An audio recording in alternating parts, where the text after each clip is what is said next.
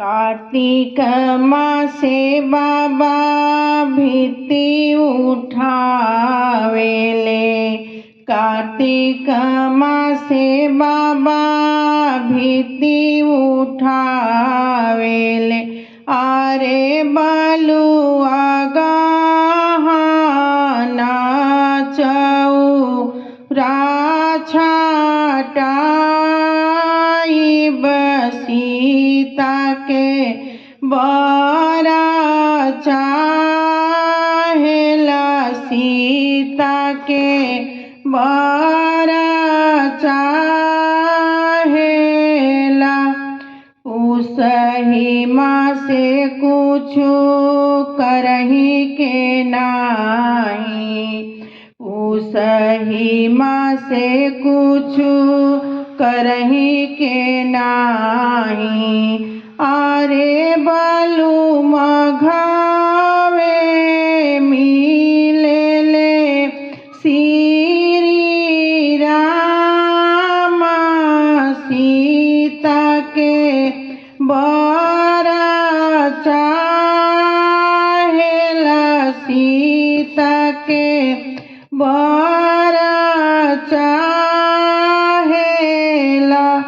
सुन के सिंदूरवाया अवधपुर के सिंदूर।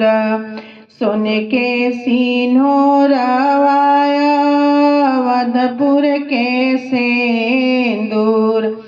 आरे बालू मोतिया नामा गभराइब सीता के बरा चाहेला। सीता के बरा चाहेला।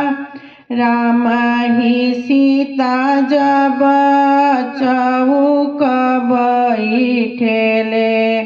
राम ही सीता जब चौक बैठेले। आरे बालू दशरथ मोहर भजावेले। सीता के बरा चाहेला। सीता के बरा चाहेला। राम ही सीता जब कोहबर चलेले। राम ही सीता जब कोहबर चलेले। आरे बालू प्रेम के गाँठ दियाई। सीता के बरा चाहेला। सीता के बरा चाहेला। राम ही सीता जब कोहबर आवेले। राम ही सीता जब कोहबर आवेले। आरे बालू सरहज छेके ली दुआर। सीता के बरा चाहेला। सीता के बरा चाहेला।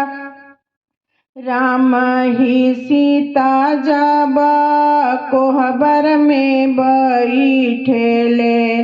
राम ही सीता जब कोहबर में बैठेले। आरे बालू सासु करेली गुणगान।